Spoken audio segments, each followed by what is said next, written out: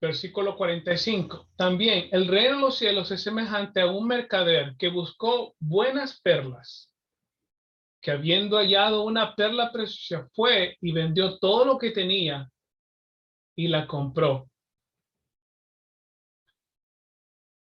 Ahí nos vamos a detener por ahorita, en esos versículos 1, 2, 3. Porque luego sigue hablando de la red, de tesoros nuevos y tesoros viejos. Si tenemos tiempo, llegamos ahí. En el primer versículo, hermanas, del versículo 44, vemos que ahí se hace una comparación, ¿verdad? Y esto tenemos que acordarnos que aquí es Jesús hablando. Y habla del reino de los cielos. Dice que es semejante o que se parece a un tesoro escondido en un campo, el cual un hombre dice halla, o no es palabras, lo encuentra y luego lo esconde de nuevo. En otras palabras, no es como alguien que se encuentra algo y se lo lleva de repente. No dice que lo encontró, lo escondió de nuevo y gozoso por ello va y vende todo lo que tiene y compra aquel campo. Ahora, vamos a hacernos la pregunta, por qué la historia está hablando en esos términos? ¿Por qué la persona va, encuentra el tesoro y luego lo esconde de nuevo? O sea, ¿qué es lo que está pasando ahí? Bueno, tenemos que entender algo, ¿verdad? Porque en estos tiempos no funciona la cosa. Si uno lo encuentra y se lleva bueno, la persona encuentra algo y se lo lleva, no pregunta nada, no va a indagar nada de eso. Bueno, pero lo que pasaba era esto, no estamos hablando de un tiempo hace 2000 años, ¿verdad? Por lo general, las personas antes no tenían cajas fuertes, no tenían cuentas de bancos, no había un Banco de América, por decir, donde uno mantenía, por decir, su dinero, su riqueza, sus tesoros. Nosotros contamos con bancos donde podemos ir a guardar nuestros ahorros. Hay bancos donde usted puede rentar cajitas hasta donde usted puede guardar monedas de oro, monedas de plata, y usted puede alquilar cajitas adentro del banco, puede guardar ahí documentos. Yo sé que personas guardan, por ejemplo, los títulos, el título de la casa, el título del carro, algo de valor para usted que guarda valor. Por lo general es algo financiero, joyas, anillos, etcétera. Tenemos que acordarnos que eso no existía antes, no había ningún banco, ¿verdad? No había nada así. Las personas, por lo general, la manera que ellos protegían, si la persona tenía la dicha de tener un tesoro, es que lo enterraban aquello que querían proteger. Y eso obviamente era una protección contra algún ladrón que podría tal vez entrar a su casa sin autorización. Usted iba a un terreno, a un lugar donde no lo miraban y escondía aquello lo cual usted apreciaba, esperando obviamente que nadie lo mirara, porque si alguien lo mira, pues va a ir a destapar y a mirar lo que usted escondió. Así es que eso es lo que está pasando acá. La gente escondía aquello que era preciado para ellos. Y la cosa no ha cambiado mucho porque yo he conocido personas que todavía hacen eso, aunque no crean en estos tiempos. Yo sé que mi mamá guardaba cosas, las escondía y tal vez yo las encontraba por accidente. Yo me acuerdo una vez, estábamos en la casa de mis suegros y estábamos moviendo cosas abajo del refrigerador y luego abajo del refrigerador encuentro la caja de joyas de la abuelita de mi esposa y le digo a mi yerno, no mi yerno, a mi suegro, aquí encontré un tesoro, suegro, y eran las joyas de su mamá. Y bueno, pues todavía tenemos ese tipo de costumbres, ¿verdad? De guardar tesoros en lugares donde donde nosotros pensamos que están seguros. Yo me acuerdo también de la historia de muchos compatriotas latinoamericanos de Centroamérica. Obviamente estoy hablando de la generación de mis padres. Yo conozco, por ejemplo, un amigo mío que era de Nicaragua, era un ingeniero electrónico en Nicaragua, y en el tiempo de la guerra, cuando el, el gobierno contrario tomó sobre la situación del país, ellos cancelaron la, la moneda que se usaba en ese país. Y me acuerdo que él me dijo que él y muchos de sus amigos que tenían posiciones grandes en el país, que obviamente habían estudiado, ellos sabían que el gobierno les iba a venir a quitar sus propiedades, sus dineros, y muchos escondieron su dinero en hoyos también. Pero cuando el gobierno quitó la moneda, lo que habían escondido no tenía ya valor, eran papeles, porque el gobierno canceló la moneda que ellos estaban usando. Y dicen que ellos tapizaban las paredes con el dinero porque ya no tenía valor. Obviamente lo único que pudieron salvar fue si tenían moneda cambiada al dólar, obviamente.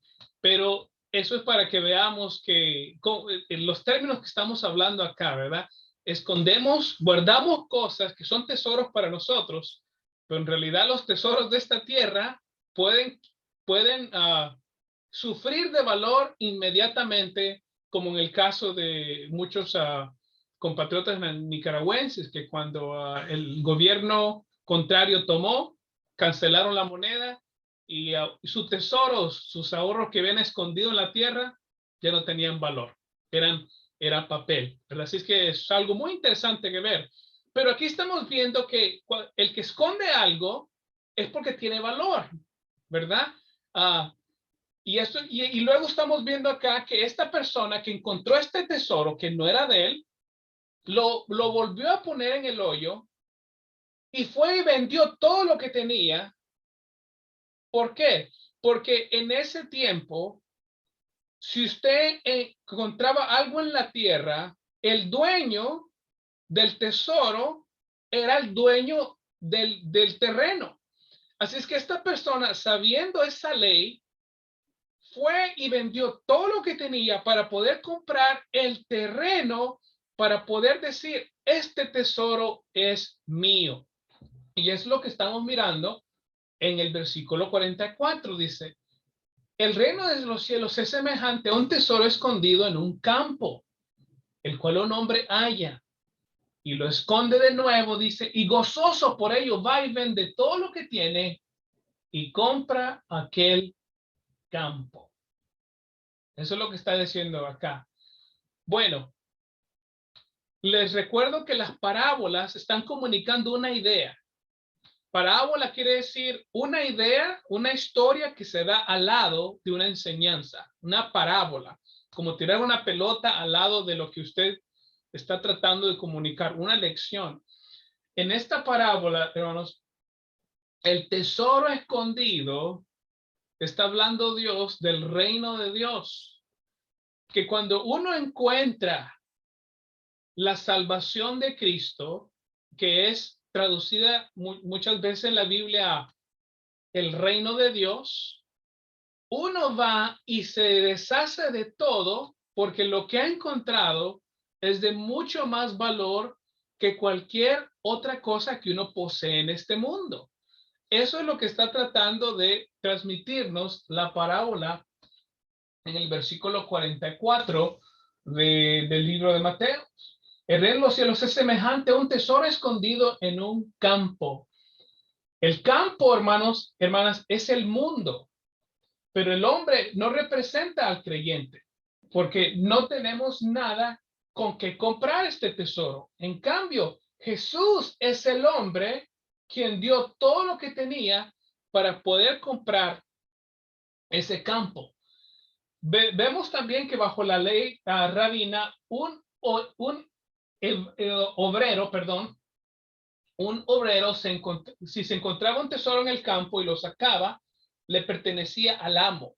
El que trabajaba para el amo no era el dueño de lo que encontraba, sino que el amo, el dueño del terreno. El dueño del campo es el que siempre es el beneficiario. Pero aquí el hombre tiene cuidado de no sacar el tesoro hasta que haya comprado el campo. Así es que esta parábola es de carácter diferente en comparación con las anteriores. Aquí podemos ver que obviamente la salvación, y cuando encontramos a Dios en nuestra vida, siempre es en relación a Jesucristo. Jesucristo es el que dio su vida por nosotros. Él fue el que pagó en el madero por nosotros, ¿verdad? Pero aquí se da la historia que este hombre encuentra el tesoro y él va a vender todo lo que tiene para poder ejercer y hacerse dueño de ese gran tesoro. Y eso es lo que pasa, o lo que debería de pasar en la persona que se convierte a los caminos de Dios. Que, que cuando nosotros nos convertimos, amadas hermanas, no es a fuerza que entramos al reino de los cielos. No es algo que Dios no nos dobla la mano o el brazo para entrar. Se supone que cuando venimos al reino de Dios, hemos encontrado el verdadero propósito de nuestras vidas. Así es que por consiguiente, no nos duele, ¿verdad?, deshacernos de nuestra vida pasada para nosotros poder empezar a vivir una vida la cual nos llama a Dios a vivir. En otras palabras, hay una conversión real, hay un cambio real en nuestras vidas. Hemos encontrado el tesoro escondido, ¿verdad? Algo precioso. Y eso obviamente lo relacionamos con la salvación de Cristo en nuestra vida. Vemos también el versículo 45, dice, también el reino de los cielos es semejante a un mercader que busca buenas perlas, que habiendo hallado una perla preciosa, fue y vendió todo lo que tenía y la compró. Aquí tenemos otra ilustración, pero aquí es de un comerciante que compra perlas preciosas. El reino de los cielos es semejante a un mercader, dice. Nuevamente Jesús aquí es el comprador. Y el creyente individual es la perla que considera tan valiosa que felizmente daría todo por tenerla para siempre. Para los pueblos antiguos, hermanas, como hemos visto, una perla era la más bella de todas las posesiones. Eso significa que el reino de los cielos es la cosa más bella de todo el mundo.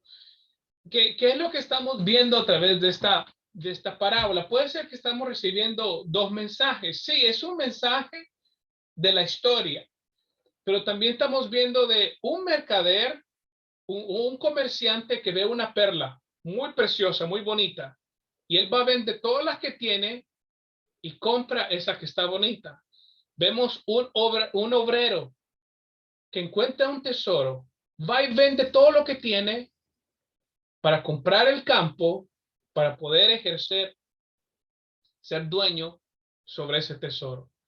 Vemos que la persona que hizo eso, que se despojó de todo lo que él tenía para poder tener la perla preciosa, para poder tener el tesoro escondido, la persona que hizo eso fue Jesús. Siendo rico, él se hizo pobre. Siendo rey, él vino y se hizo nuestro siervo. Obviamente, Jesús no es nuestro siervo. Él es Dios, él es rey. Pero podemos ver cómo la parábola ilustra que él, siendo Dios, descendió y dejó su trono para venir a salvar a su pueblo. ¿Por qué, hermanos? ¿Por qué, hermanas? Porque usted y yo somos creación de Dios. Somos la creación mayor de Dios. Dios en el libro de Génesis, Él crea el sol, la luna, las estrellas, crea las plantas, crea los animales, pero al sexto día, Dios llega a la culminación de su creación mayor. Y es cuando Él dice, hagamos al hombre a nuestra imagen y a nuestra semejanza. Y Dios le sopló el soplo de vida y el hombre fue un ser viviente.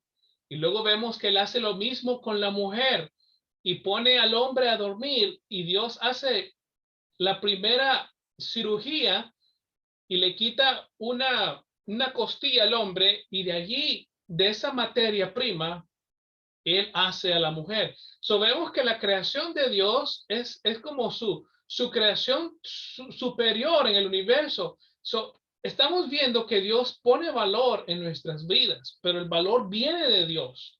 Y aquí en la parábola estamos viendo que Jesús es el que hace el gran sacrificio de comprarnos. Cuando hablamos de Jesucristo, cuando hablamos de la cruz del Calvario, nosotros le llamamos eso un acto de redención. Él nos redime. Redimir quiere decir que Él nos compra.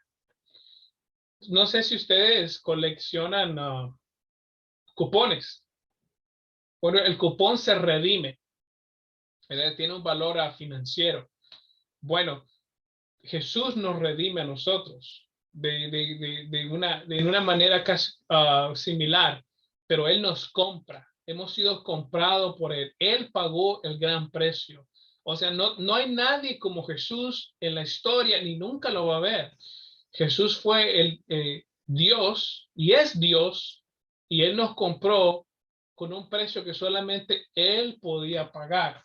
Y eso es lo que estamos viendo acá en estas parábolas, que está hablando de Jesús y está hablando de lo que Él ha hecho por nosotros, ¿verdad? Y está hablando de igual manera de personas que encuentran cosas preciosas y van y venden todo lo que tienen y desprecian lo que tienen por poder obtener esa perla preciosa o poder obtener ese tesoro que está escondido. Podría parecer una locura que un mercader venda todo lo que tiene por una perla, pero para este mercader valió la pena. Eso demuestra cuánto valoraba a esta perla preciosa y cuánto valora Jesús a su pueblo. Eso es lo que está transmitiendo la parábola. Cómo Jesús valora a sus hijos. Ahora yo le quiero hacer una diferencia acá. Mire, Dios,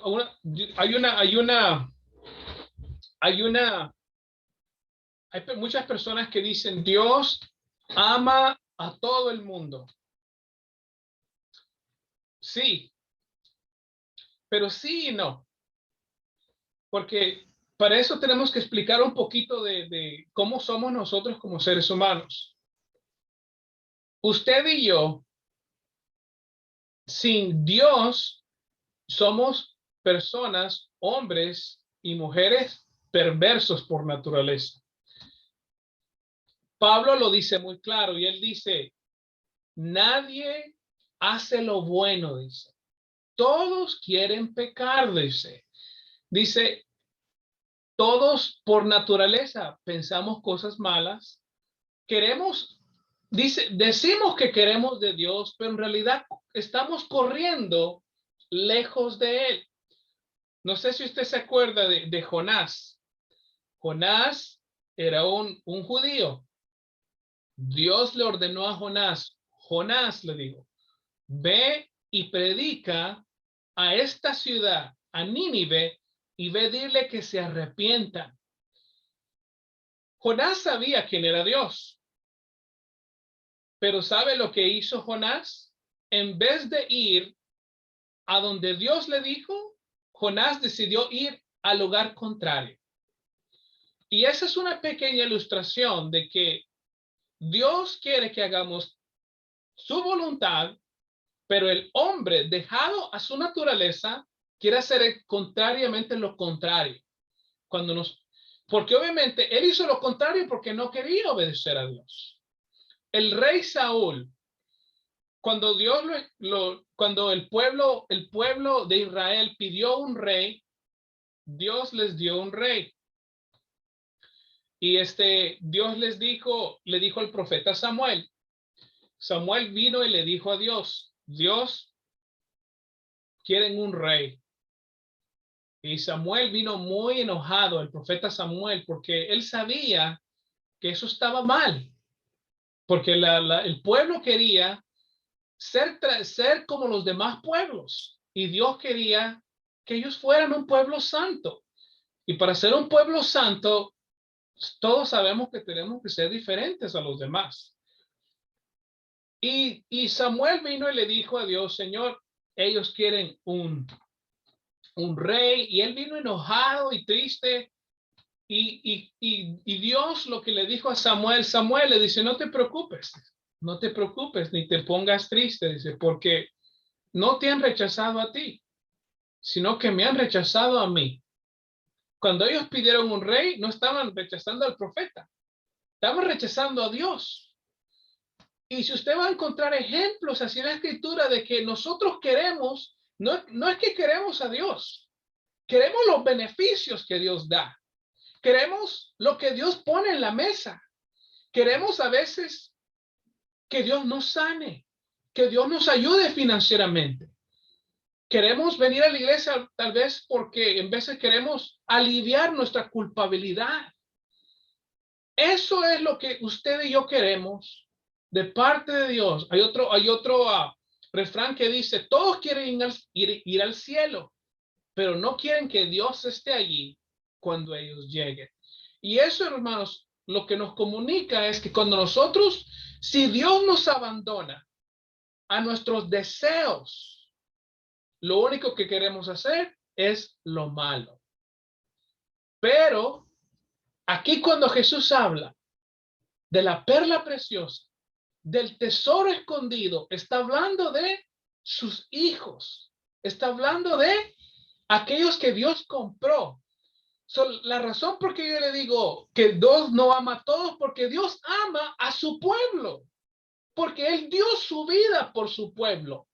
Hermano, la mayoría de personas no se van a ir al cielo. Y la realidad es esta, que todo el mundo entero, 100% de los hombres y las mujeres, lo que nos merecemos es un castigo eterno, porque todos hemos pecado.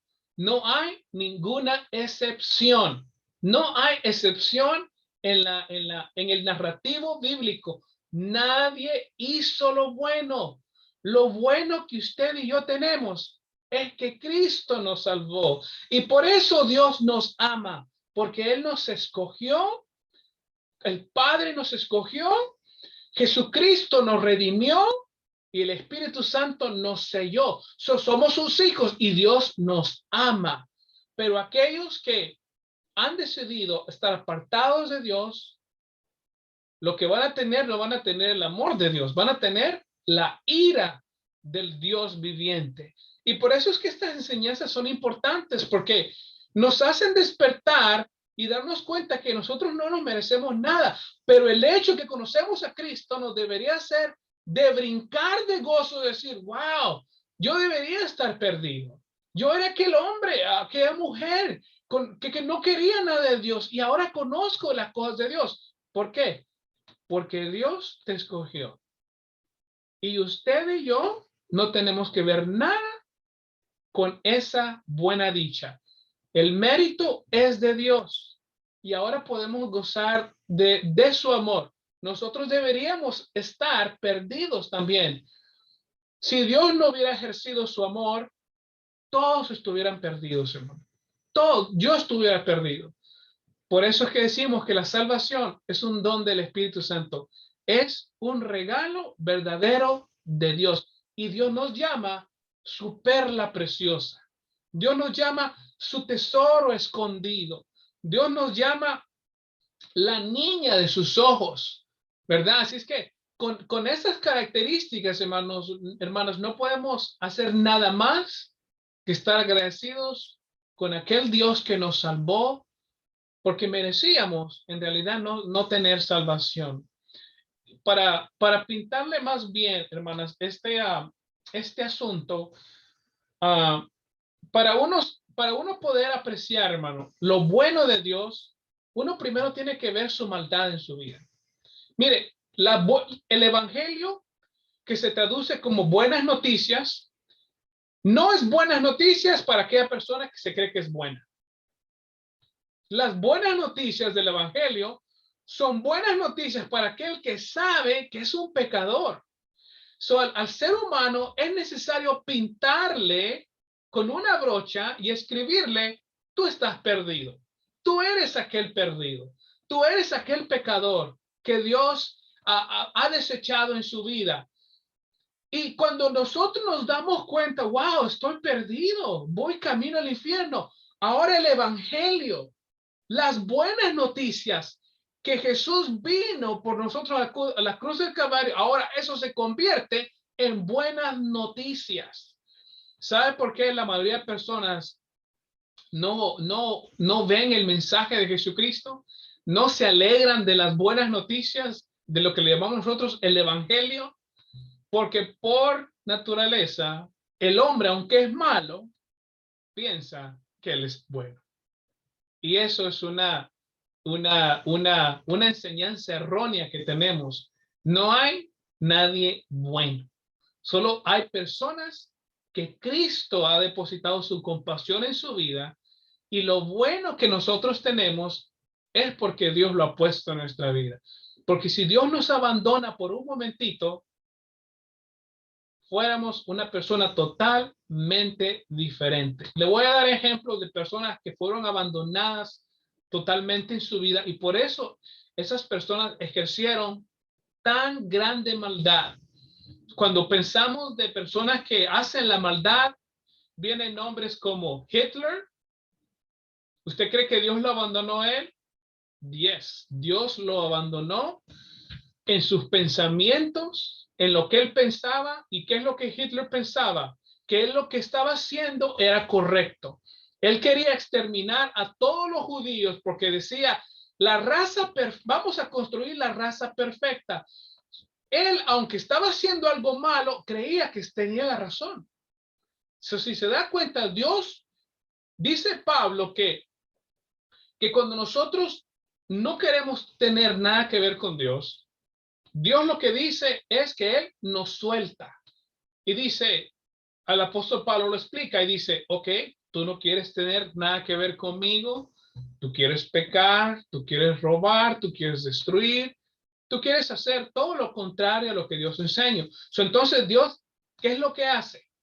Él nos da el deseo de nuestro corazón. Y el deseo de nuestro corazón es hacer lo malo. ¿Qué es lo que Dios hace? Basado en el libro Romanos. Dice, Dios nos suelta y nuestros pensamientos se hacen peores.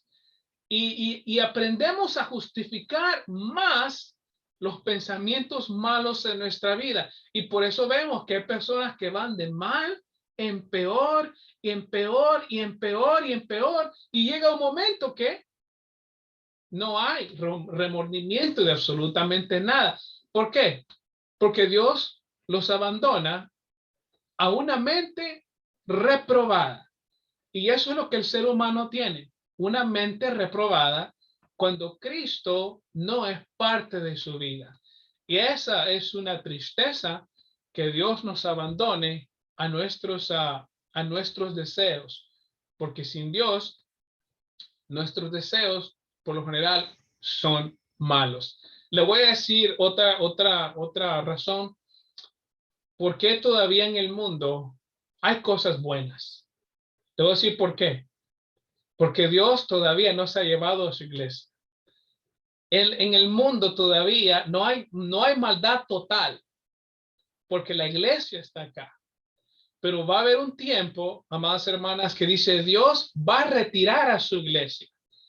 La maldad se va a apoderar totalmente de este mundo y yo no quiero estar cuando eso pase, porque eso se llama la raptura de la iglesia. Pero eso es otro tema, pero lo que le estoy tratando de transmitir, cómo la maldad opera en nuestra vida, pero Cristo es el que hace la diferencia en nuestra vida. Si nosotros tenemos luz en nuestro corazón, es porque es la luz de Cristo. No es una luz propia, es la luz del Señor. Nosotros hemos sido justificados no por nuestro mérito, sino por el mérito de Cristo, porque Él fue el hombre que caminó en esta tierra, que nunca pecó, que nunca deshonró al Padre, que siempre fue obediente a Dios cada segundo de nuestra vida. Es algo diferente a lo que yo puedo hacer, ¿verdad? Yo le fallo a Dios todos los días y por eso tenemos que mantener cuentas cortas con el Señor. Eso es lo que comunica esta parábola de la piedra, del tesoro escondido. Compra el campo, vende todo lo que tiene y ahora el tesoro es suyo. Pero la persona para comprarlo tiene que hacer un esfuerzo.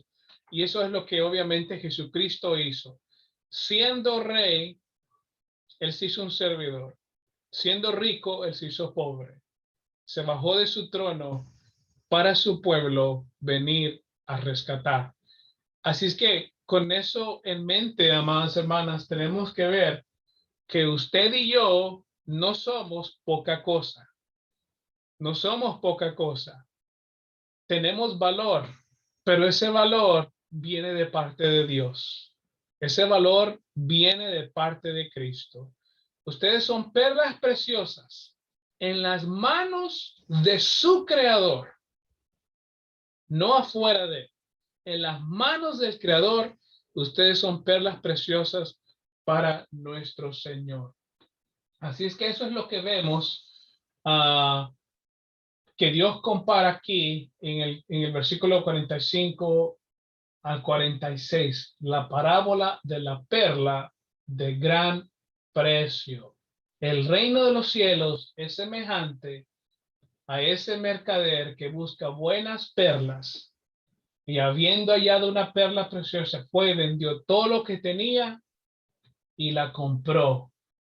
Asimismo, el reino de los cielos es semejante a un campo donde un hombre encuentra un tesoro, lo esconde de nuevo, va y vende todo lo que tiene y compra, no el tesoro, compra el terreno, porque obviamente ahí la historia se le estaba explicando a una audiencia judía. Se hablaba con términos de esa sociedad en ese momento. Pero eso es lo que la perla está, la parábola de hoy está comunicando, amadas hermanas, el sacrificio que Dios hizo. Y, y la otra cosa que tenemos que acordar es que siempre el que comienza, el que da la primera iniciativa, nunca es el hombre y nunca es la mujer. En las cosas de Dios, la iniciativa siempre la tiene Dios. Por eso es que nosotros no podemos reclamar méritos cuando se trata de la salvación en Cristo Jesús. Dios es el que se movió primero. En la creación lo podemos ver. Dios fue el que se movió. Dios hizo los cielos y la tierra. Dios hizo al hombre y la mujer. Si Dios no hubiera hecho nada, usted y yo no estuviéramos acá. Dios es el que siempre hace la acción. El hombre y la mujer solo podemos dar gracias que Cristo vino y nos rescató. Lo único que podemos decir, estamos salvos. Por eso le llamamos la salvación, porque Dios nos salvó. Y hermana, por eso es importante, y valga la redundancia, siempre pintarnos esa escena de que el que es salvado es porque estaba en una situación crítica. Mire, es necesario pintar eso en nuestra vida, porque si no, nosotros no vemos lo que Dios ha hecho por nuestra vida. Como le digo, muchas personas no se mueven por esto porque dicen, yo no necesito ser salvo. Bueno, todos necesitamos ser salvos, todos necesitamos de un Dios que nos rescate. Mire, una vez yo estaba en Raging Waters. Mi familia me llevó a Raging Waters. Es un lugar donde uno va y se baña. Es Raging Waters, no sé cómo describirlo. Pero allí hay un salvavidas en cada piscina. Y yo no sabía nadar. Y no sabía que necesitaba nadar tampoco. Porque me metía a muchas piscinas que el agua le llegaba a uno a la cintura o al pecho, etcétera. Y una vez yo me subí a este lugar donde uno se va desde arriba y se resbala y luego cae en la piscina. Bueno, yo caí en esta piscina y mis pies no pudieron tocar el piso. Y me di cuenta que cada vez me iba para abajo y para abajo y es como que una cámara lenta empezó. Y lo que me pasó es que a mí me empezó a faltar el aire. No podía respirar y menos podía nadar. Y ni sabía que no podía nadar tampoco. Cuando uno no sabe nadar, uno trata de hacer lo que pueda, pero es un acto de desesperación. Y los segundos se convierten en horas cuando uno no puede respirar. Y yo pensé, wow, me voy a morir acá. Y cuando menos pensaba, siento una mano que agarra mi pelo y me jalan para arriba. Y era el salvavidas de Raging Waters. Eso es lo que Dios hizo por nosotros. Nos estábamos ahogando, estábamos perdidos y Dios nos salvó. Eso fue lo que hizo Dios. Es necesario pintar la pintura para ver qué significa ser salvados. Dios nos salva porque estamos en una situación crítica. Y cuando se metió el salvavidas, a mí no me importó que me despeinara, que me arrancara el pelo, lo que quería era ser salvo. Necesitaba respirar. Y él me salvó y me puso en tierra seca, tomó un reporte mío y luego me dijo adiós. Y al mes siguiente me llegó una carta de Raging Waters, me dijo, aprenda a nadar, aquí está la escuela. Bueno, hermana, Jesucristo es nuestro salvavidas y Él nos ha salvado de algo mucho más peor que ahogarnos. Con eso en mente, hermanas, esto concluye la parábola de hoy, pero es necesario a veces pintar esa escena porque es la única manera que el pecador puede decir gracias a Dios. El que no dice gracias es porque piensa que está bien, piensa que no necesita de Dios. Pero el que reconoce su pecado y el Espíritu Santo necesita a veces enseñarte que tú estás perdido, dibujarte la persona fea que tienes dentro, que estás perdida sin Cristo, y cuando Dios te salva, dices, wow, gracias porque me salvaste, Dios, porque te necesitaba. Y me despené bastante yo haciendo eso. Bueno, hermanas, eso concluye la parábola. Pueden abrir sus micrófonos. Quiero decir una última cosa. La semana pasada le dije a la hermana Erika que le iba a traer más información sobre lo que me dijo, porque ella preguntó sobre el alma y el espíritu. Llegamos a esa pregunta. Y cuando tuve que ir a estudiar, Erika, y recordarme pues algo que ya había aprendido, pero en ese momento no se me venía. Bueno, el ser humano es espíritu, es alma y es un cuerpo. Hay tres esferas en el ser humano. y las tres esferas están operando. El alma es aquella parte que yo les dije la otra vez, es su identidad. Es la persona que usted es. Es la persona que usted la ha formado para ser. Y la primera función del alma es dar vida. Si usted está vivo, y aquí asumo que todos están vivos, usted tiene un alma, ¿verdad? Y el alma, amados hermanos, es también aquello que se puede ir al infierno y que va a tener sensación. Va a pasar de un castigo eterno y Dios nos libre de eso, obviamente. Esa es la parte del alma. El espíritu, alma y cuerpo, el espíritu es aquella parte con la que Dios trabaja. Es por decir, el asiento de Dios.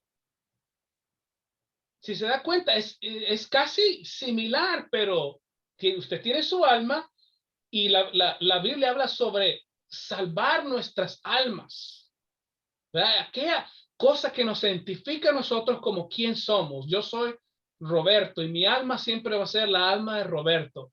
Y ustedes me van a poder reconocer en el cielo como Roberto. Bendito sea Dios. Y la parte del espíritu es aquella parte donde Dios está trabajando en nuestras vidas. Es la parte donde Dios puede hacer su obra con nosotros. Y el cuerpo, obviamente, es esto que usted y yo tenemos. Esto que nos toca y sentimos y que es valioso, porque obviamente podemos sentir dolor y el dolor nos dice, deja de hacer eso. Y el cuerpo lo tenemos ahorita porque estamos acá. Cuando nosotros cerremos nuestros ojos a nuestra vida, cuando yo muera, cuando tenga 100 años, ya no voy a tener mi cuerpo. Esa etapa va a pasar. Pero sí voy a tener mi alma y mi espíritu. Así es que esa es la diferencia. Pero el hombre está compuesto por espíritu, alma y cuerpo. Y su alma es aquella identidad, como aquel ID que Dios le ha dado que usted nunca va a perder. Y esa es la parte que se puede ir al infierno. Y el espíritu es aquella parte donde se sienta Dios, donde Dios está trabajando en su vida. ¿Verdad? Que es diferente también al espíritu de Dios. Porque nosotros somos espíritu, alma y cuerpo. Y por eso la Biblia dice que nosotros no tenemos guerra contra carne ni sangre, sino contra huestes espirituales. O en otras palabras, nuestros enemigos que son espirituales reconocen que nosotros tenemos un espíritu. El espíritu que Dios nos ha dado en nuestras vidas, que habla con el Espíritu Santo, que es el Espíritu de Dios. No nos confundamos. Tenemos nosotros espíritu y luego está el Espíritu Santo. Y el Espíritu Santo se llama Espíritu Santo. ¿Por qué? Porque es el Espíritu de Dios. Y luego está nuestro espíritu, que es la parte donde Dios trabaja en nuestras vidas. Y obviamente afecta también nuestra alma. Espero que eso dé un poco de claridad en eso que me preguntaste, hermana Erika. Sí, muchas gracias, hermano Roberto.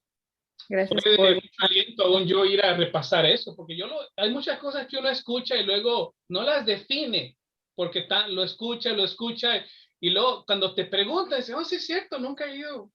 Deja averiguar eso. Sí, muchísimas gracias, se lo agradezco de veras. Yeah, Hace sentido ahora en mi cabeza. yeah. Algo más, hermanas.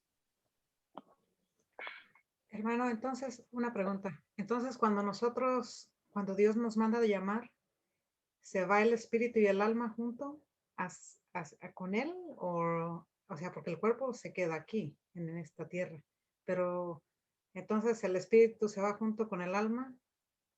Sí, sí, su alma es su identidad, Ajá. ¿verdad? Su alma es su identidad. Y el espíritu que Dios ha dado en su vida es aquella parte en la que Dios está trabajando y donde se sienta Dios a trabajar en su vida. Mire, no es que yo le quiera dar detalles, porque hay cosas donde yo no le puedo dar detalles, hermanita, ¿verdad? Por decir cosas técnicas, ¿verdad? Pero sí sepa que usted va a estar completo delante de Dios. No le va a hacer falta nada. Usted es una pieza sólida en la mente de Dios. No es un rompecabezas, amada hermana, pero sí hay aspectos de nuestra vida que Dios los pone así, ¿verdad? Nuestra alma, somos espíritu, somos alma y somos un cuerpo. Y aún Dios habla de que cuando a Jesús le preguntaron cuál es el mandamiento más importante, Él incluyó esas partes de nuestra vida. Amarás a Dios con toda tu alma, dice, con toda tu mente, con todas tus fuerzas, con todo tu corazón, con todo tu cuerpo. Se está hablando de todas esas áreas trabajan en nuestra vida, ¿verdad? Yo diría que sí, hermana, a su respuesta, pero en la parte del infierno, y tenemos que ser sinceros, la parte que sí va ahí es el alma, porque el alma es su identidad, es como su ID, y eso va para ahí. Pero Dios nos libre de eso, porque por eso estamos aquí juntados para aprender de la gracia y este don que Dios nos ha dado de la salvación. Gracias, hermano. Ujú. Un comentario. Es como decir, este es mi cuerpo y mi identidad es decirlo como Erika. Entonces, pues, de mi espíritu, pero mi alma es mi identidad, ya sea que me identifico con las cosas de Dios o con las cosas del mundo. Bueno, se supone que el que es redimido se identifica con las cosas de Dios. Uh-huh. Obvio, ¿verdad? El diablo tiene una guerra contra nosotros, Erika, porque tú significas algo para él. Uh-huh. Tú sabes tu relación con Dios. Desafortunadamente, el diablo también sospecha de tu relación con Dios. Y por eso es que su trabajo es robar, destruir y matar. Hay un ejemplo en la Biblia donde algunos hombres quisieron comprar el don de los apóstoles con dinero. Y ellos les dijeron, esto no se compra con dinero. Nada, ningún don de Dios se compra con dinero. Porque ellos miraban que ellos echaban a demonios, les daban órdenes a los demonios, porque Jesús les dio autoridad de echar y liberar a personas endemoniadas. Y hay personas que quisieron intentar ejercer este mismo poder de los apóstoles y le dijeron a unos endemoniados, yo te echo de esta persona en el nombre del Dios que es del apóstol Pablo. Y esos espíritus malignos, Erika, pudieron reconocer que esos hombres no eran personas convertidas y dijeron, a Pablo y a Pedro los conocemos, pero a ustedes no los conocemos. Y ellos tuvieron una gran lección de parte de esos demonios que casi los mataban. So, fíjate qué interesante es eso, que aún el diablo sabe tu realidad, sospecha de tu realidad por la manera que te portas, lo que haces en secreto. So, puedes reconocer que en tu vida hay algo de Dios. Y es obvio que el cristiano, los que hemos sido comprados por Jesucristo, nos identificamos con Cristo. Tal vez la pregunta viene, Erika, por todo lo que mencioné, que, mira, le pertenecemos a Cristo, hemos sido comprados por Él, tenlo por segura. Pero mientras estemos acá, luchamos con pecado, luchamos con malos pensamientos, eso es normal, eso es normal. Pero no es normal quedarnos satisfechos con eso. Cuando tú sientes convicción, hice mal, y vienes a la cruz de Cristo, ofendes a tu esposo y le pides perdón a Dios y le pides perdón a tu esposo, eso se llama convicción. Y eso se llama que el Espíritu de Dios te recuerda, ve, arregla esto. Cuando tú no sientes de arreglar nada, aunque sabes que es malo, eso es otra historia, ¿verdad? El Espíritu de Dios no está trabajando en tu vida. Yo a veces a muchas personas les digo, mire, tenga esto por lo menos por alegría, que usted tiene conciencia de lo que está haciendo, sabe que está malo, y el único que le recuerda al hombre y la mujer de algo malo para que lo arregle es el Espíritu de Dios en su vida, que está trabajando y no te ha abandonado a tus malos deseos. No sé si eso lo contesta o da un Amén. poco de claridad en eso. Sí, gracias. Gracias.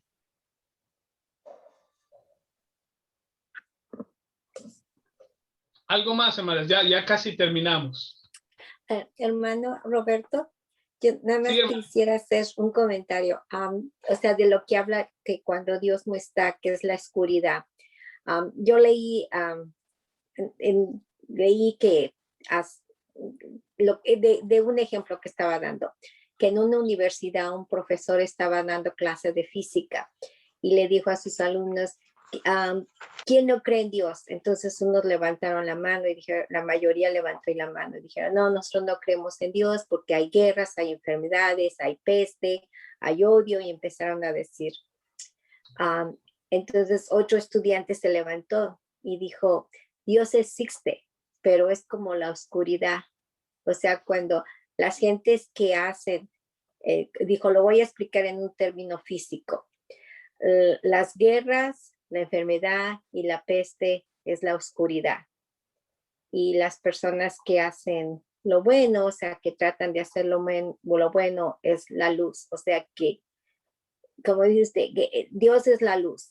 O sea, y las personas que no lo tienen, entonces, no sé si sea cierto, pero dicen que la persona que dijo fue Albert Einstein, que en la clase, que el profesor le preguntó, ok, es muy bien lo que he dicho, la diferencia de que la luz es Dios y las personas que hacen guerras o hacen daño o odio es oscuridad. Y le pregunto, ¿cuál es tu nombre? Y él dijo, Albert Einstein. O sea, no sé si sea cierto, pero leía eso acerca. O sea, me dio interés en leer eso. De, pues es cierto, una buena comparación. Y lo usamos mucho, que cuando personas hace algo y dice, es que tienes el alma negra, ¿no? Porque hay oscuridad entre ellos, la gente que tiene eso. Sí, sí. Y hay un poquito de razón en eso, ¿eh? Porque Sí. el alma no está bien negra. Sí. Y obviamente es Cristo el que viene y alumbra nuestra vida. Es obvio que, hermana, si Dios nos abandona, lo único que hay en nosotros es lo malo. Todo es malo. Y es bien difícil para el ser humano reconocer eso. Por eso es que mucha gente no va a venir a los caminos de Dios, porque no creen que son malos. Creen que por lo que sea, son buenos. Y ese es el problema del ser humano, que por eso no viene a Cristo, porque dice, yo no necesito a Dios, o no creen en Dios, porque se creen que ellos son autónomos, no dependen de nadie más. Obviamente el cristiano no aprueba esa enseñanza. Nosotros no somos autónomos, necesitamos de Dios. Adentro de nosotros, lo único que hay es oscuridad. Lo que alumbra dentro del ser humano es la luz de Cristo en su vida. Sin Él, sí estamos totalmente perdidos. Hay otra escritura, hermana, que dice que el hombre no tiene de excusa que no hay luz.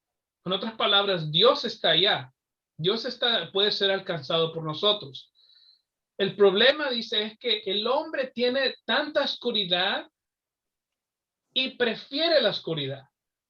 No es que no hay luz, o en otras palabras, no es que no hay Dios. Es que el hombre le gusta la oscuridad y no quiere venir a la luz.